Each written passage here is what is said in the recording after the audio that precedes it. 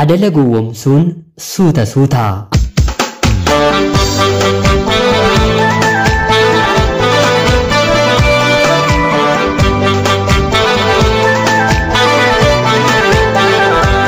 Ani maqaan kiyyaa Soofiyaa Keen jedhama.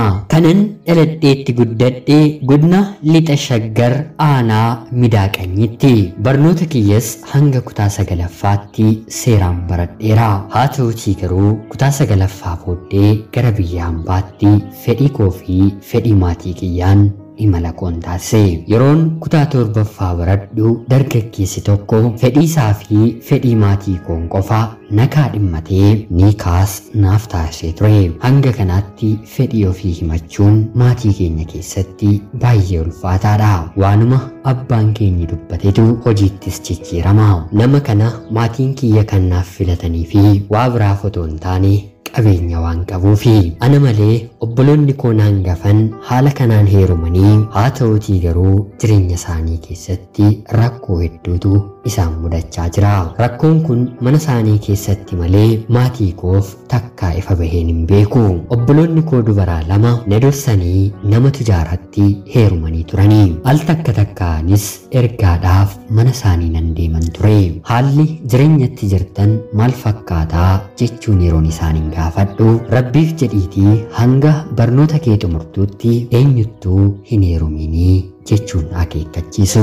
Abbaa manaan lamaan isaanii yeroodhaan gara manaatti hin deebi'anii. Kabaja malee jaalalli ammayyaa isaan irratti hin argamu. Qabeenya qofa waan qabaniif maatiin keenya akka ijoolleen isaanii qanaateedhaan jiraachaa jiranii beeku. Haa ta'uutii garuu kan abbaa matu beekaatii yeroon deemeen mana isaaniitii ilaalus ta'ee dubbatanii obboloonni koo natti himan jireenyi jiraachaa jiran gammachiisaa akka ta'e hubadha. Anis yaada kootti maatiin kiyya kan naakaa dhimmataniif hin heeruma jedheen murteesse. Haa ta'uutii garuu dubbadhee abbaa kootiin falmee injifachuu waan hin dandeenyeef ijji namaa akkana harkutti wadaroo fodheen gara lagaatti fiiga.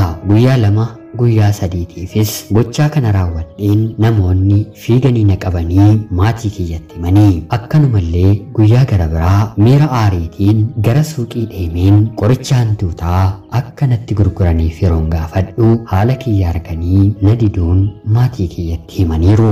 Oduun obboloota abbaa koo fi obboloota haadha koorraa gara maatii kootti furguggifamuu mucaan keessan guyyaa tokko of ajjeestii rakkoo ishee gaafadhaatii furmaata kennaa fi booddee ni gaabbituu bakkalcha jedhu ture. Abbaa fi haati koos maal rakkoon kee jedhanii yeroo na gaafatan rakkoon kiyya gabaabumatti maal akka ta'e lamaan isaaniif hin ibse. Haala jiru aadaadhaan erga raawwatanii booda otuu waliin fuudhiin nama kana waliin hariiroo toon jalqabiin niikaan sun narraa bu'e. Gammachuudhaanis gara jireenya kootti deebi'e. Barnoota koos haalaan hordofuun eegale. Cimee akka obboleettiin koo na gorsitetti qayyabachuuf fedhii of keessatti tuulullee haa ta'uutii garuu kan ganaman barre galgala baruun ulfaataadha. Yeroon barnoota dubbisuu jalqabu kan duraan olitti mataa na dhukkubsuu fi barnoonni natti cimuu jalqabe.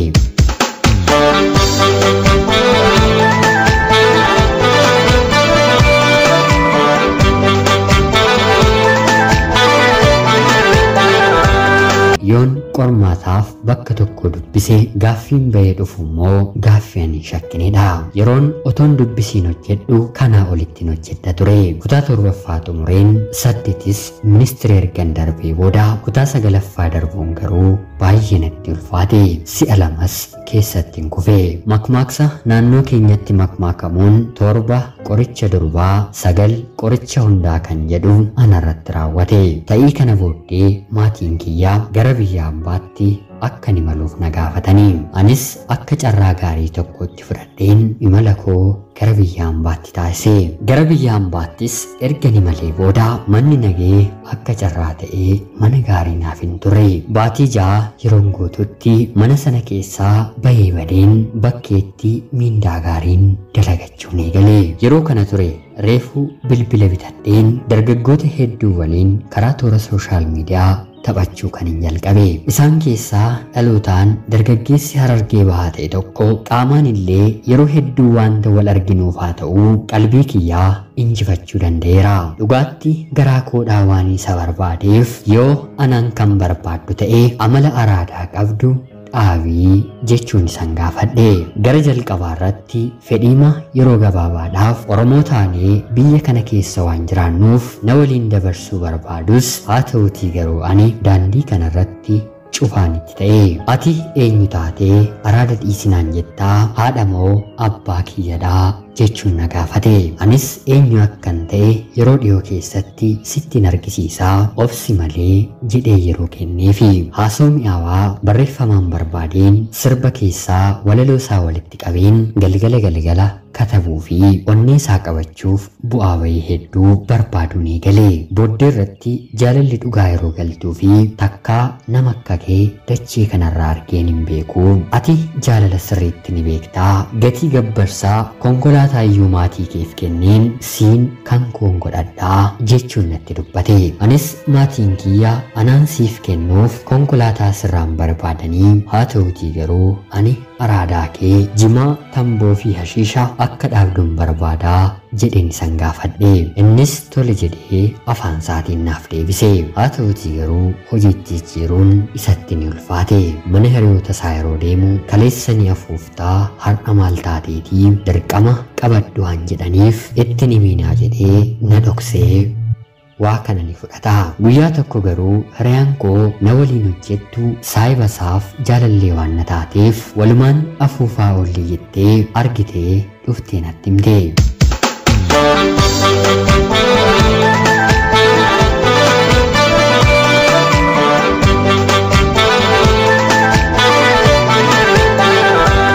Anis guyyaan dhaga'e irraa kaasee bilbila kiyya cufachuun torbee lamaaf irraa kaasuun dide. Booddee irratti kakatee lammata yoon wanta kanatti deebi'ee rabbi nama nan godheen jedhee dhiifama na gaafachuun ammas hariiroo jaalalaa keenya itti fufne. Dhugaa dubbachuuf jaalalli kan dhugaa yoo ta'ee fi dirree xabaa irratti seerri rabbii kan jiraatu yoo ta'e baay'ee namatti mi'aawa.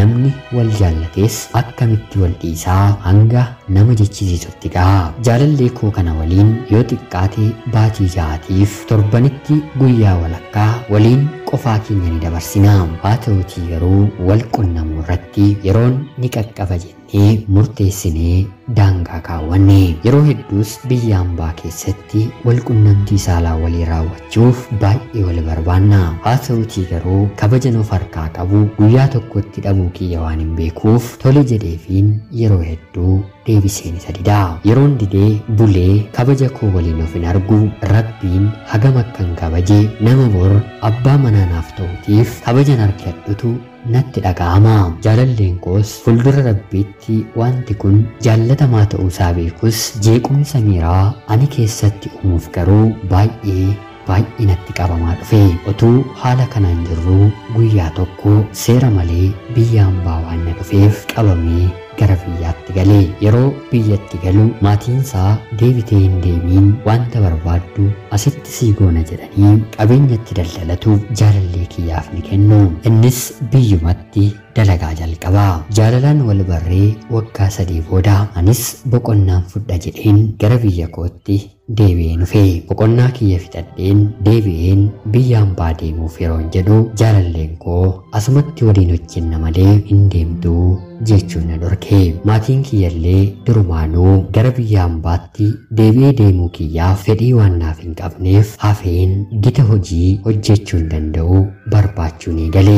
Jaalalleen kiyyas jaarsa maatii kiyyatti erguun niikaan nuuf taasisame. Yeroo ammaa kanatti haadha manaa fi abbaa manaa taanee magaalaa Duukam keessa waliin jiraachaa jirra. Jaalladheen amala inni qabuuf waliin imaluurraa duubatti hin jenne. Har'a jaarsi koo warra qamaanii fi warra tamboo tuuxan bakkee keessatti ni gorsaanii. Jaallannaan dubartiin waan feete gochuu dandeessi. Namni akka nama kabajuu fi ulfina namaaf kennu yoo barbaadan immoo ofii dursa ulfina ofii sirriitti daangaatti kennuun murteessaadha. Ana obboleettii keessan Soofiyaa kee magaalaa Duukamirraa ulfaadhaa nagaatti galatoomaa.